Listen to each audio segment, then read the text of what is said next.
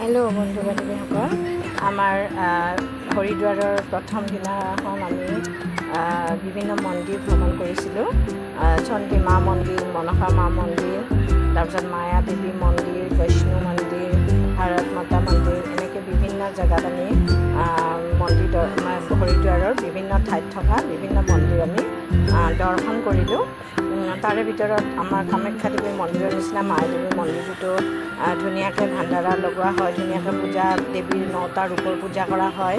চণ্ডী মা দেৱীৰ কামাখ্যাৰ দৰে পাহাৰৰ ওপৰত ৰপৱেদি যাব লাগে।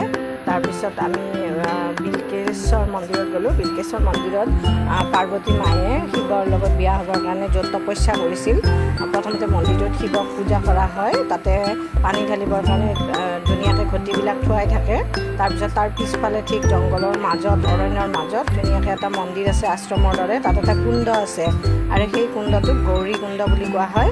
এই গৌৰী কুণ্ডতে মানে মা গৌৰীয়ে স্নান কৰিছিল, তপস্যা কৰি তাতেই আছিল। পাহাৰৰ মাজত অকণমান বিল্কেশ্বৰ মন্দিৰৰ পিছফালে থকা বাটটোৰে, লুংলুঙীয়া বাটটোৰে, লুংলুঙীয়া বুলি ক'ব নোৱাৰি, ধুনীয়াকৈ বনাই দিছে।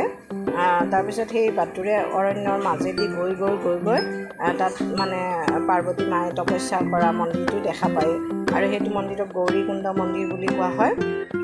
খুবেই ধুনীয়া পৰিৱেশ। হৰিদ্বাৰ হৰিৰ ভূমি, দেৱভূমি বুলি কোৱা হয়, য'ত দেৱতাসকলৰ ভূমি, তাৰমানে দেৱতাসকলে য'ত নিজৰ হেৰি কৰিছিল, তাতে গোটেই দেৱতাবিলাকৰে শিৱৰ যজ্ঞ মন্দিৰ বুলি কোৱা হয়, য'ত সতীয়ে দাহ কৰিছিল। তাতে টেটু বনালোঁ মই গংগাৰ পাৰত। লাষ্টলি আমি মন্দিৰবিলাক দৰ্শন কৰি আহি গংগাৰ পাৰ পালোঁ। গংগাৰ পাৰত সকলোৱে গা ধুই পাপ মোচন কৰে আৰু এই গংগাৰ পাৰত আৰতি হয়। মোৰ ছোৱালী দুজনীও গা ধুই আহিছে তাৰ পৰা।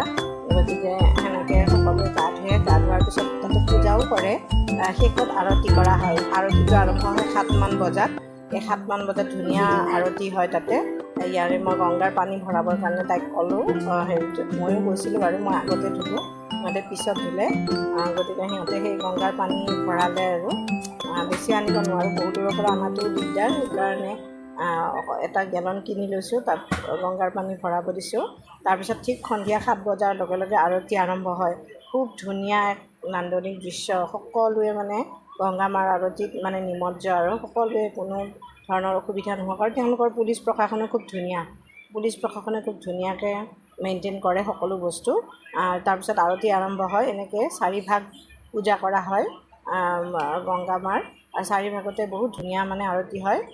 একদম 5-6জন ব্ৰাহ্মণে তাৰমানে থিয় হৈ পেলাই পূজা কৰে, বহিও পূজা কৰে। কাৰোবাৰ কিবা মানস থাকিলে তাতে তেওঁলোকক আৰতিৰ সময়তে বহাই লোৱা হয় কাষতে।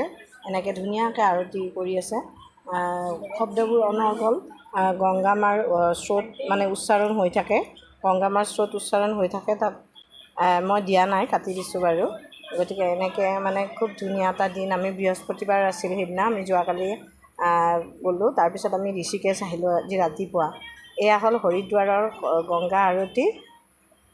মোৰ খুব নতুন এক্সপেৰিয়েঞ্চ। মই আগতে দেখা নাছিলোঁ, শুনিহে আছিলোঁ বাৰু। বেলেগৰ মোবাইলত দেখিছিলোঁ, কিন্তু নিজৰ হেৰি কৰা নাই। খুব এটা ধুনীয়া এক্সপেৰিয়েঞ্চ। একদম শেষত গৈ আমি বৈষ্ণু মন্দিৰ বুলি এটা মন্দিৰ, গুহাত হেৰি কৰা হয়,